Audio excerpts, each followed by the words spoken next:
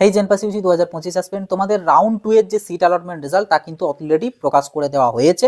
তোমরা প্রত্যেককে যাও, যারা যারা রাউন্ড 2 তে এসেছিলে, মানে কারা কারা এসেছিলে, দুরকম টাইপেরই ক্যান্ডিডেট। একটা হচ্ছে যারা রাউন্ড 1 এ কোনো সিট পাওনি তারা রাউন্ড 2 তে এসেছো, আর যারা রাউন্ড 1 এর সিট পেয়েছিলে আপগ্রেডেশন করতে দিয়েছিলে তারা রাউন্ড 2 তে এসেছো।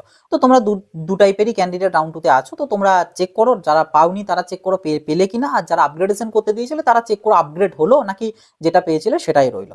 তো এটুকু জাস্ট চেক করে নাও। চেক করে যারা নতুন ছিলে তাদের তো বলেইছি যে তোমাদের যদি সিট আসে সেক্ষেত্রে তোমাদের 1000 টাকা পে করতে হবে, করে অ্যালটমেন্ট লেটার ডাউনলোড করে যেটাই পেলে সেখানে ভর্তি হতে যেতে হবে। আর যদি যেটাই পেয়েছো সেটাতে স্যাটিসফাইড না থাকো তাহলে 1000 টাকা পে করার দরকার নেই।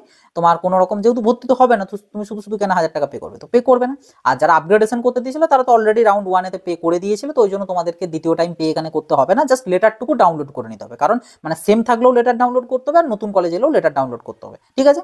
লেটারটা ডাউনলোড করে নেবে, করে নিয়ে এবার যেটাতে পেলে সেই কলেজে চলে যাবে। সেটা নতুন কলেজ হতে পারে বা পুরনো হতে পারে। কিন্তু যেটা বিষয় সেটা হচ্ছে, যদি কেউ স্যাটিসফাইড না থাকো, ধরো আপগ্রেড করে নতুন কলেজ এলো বাট তা সত্ত্বেও তুমি সেটাতে স্যাটিসফাইড নও, তুমি চাইছো অন্য কোনো একটা কলেজে ভর্তি হতে বা ড্রপ দিয়ে নেক্সট ইয়ার যেতে, অথবা তোমার যেটা ছিল সেটাই পেয়েছো কিন্তু তুমি স্যাটিসফাইড নও, মানে মোট কথা হচ্ছে যেটা তুমি পেয়েছো আপগ্রেডেশন যারা করতে দিয়েছিলে তারা যেটা পেয়েছো সেটাতে তুমি স্যাটিসফাইড নও, তো তোমাদেরকে যেটা একটা কাজ করতে হবে সেটা হচ্ছে, তোমরা তো 1000 টাকা পে করেছিল, তো 1000 টাকার মধ্যে থেকে কিন্তু 800 টাকা তুমি ফেরত পেয়ে যাবে।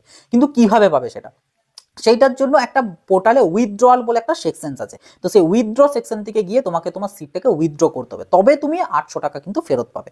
উইদিন 60 টু 90 ডেজের মধ্যে তুমি যে ব্যাঙ্ক অ্যাকাউন্টটা রেজিস্ট্রেশনের টাইমে দিয়েছিলে সেই ব্যাঙ্ক অ্যাকাউন্টে তুমি টাকাটা কিন্তু ফেরত পেয়ে যাবে। কিন্তু যারা আপগ্রেডেশন করতে দিয়েছিলে এবং উইথড্র করলে না, সাথে অ্যাডমিশনও মানে হওনি, তোমরা কিন্তু টাকা ফেরত আর পাবে না। এবং উইথড্রর যে পিরিয়ডটা সেটা কিন্তু খুবই লিমিটেড টাইম থাকে, খুব জোর হয়তো তোমার 36 ঘন্টা কি 40 ঘন্টার মতন পোর্টালটা খোলা থাকে ওটার জন্য, তো তার মধ্যেই কিন্তু করতে হবে।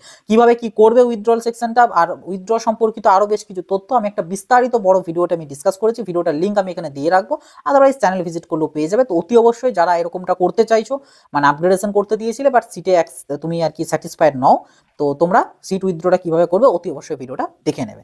আর এরকমই আরো ভিডিও পাওয়ার জন্য চ্যানেলটাকে সাবস্ক্রাইব করে নোটিফিকেশনে ক্লিক করে অলতে সেট করো।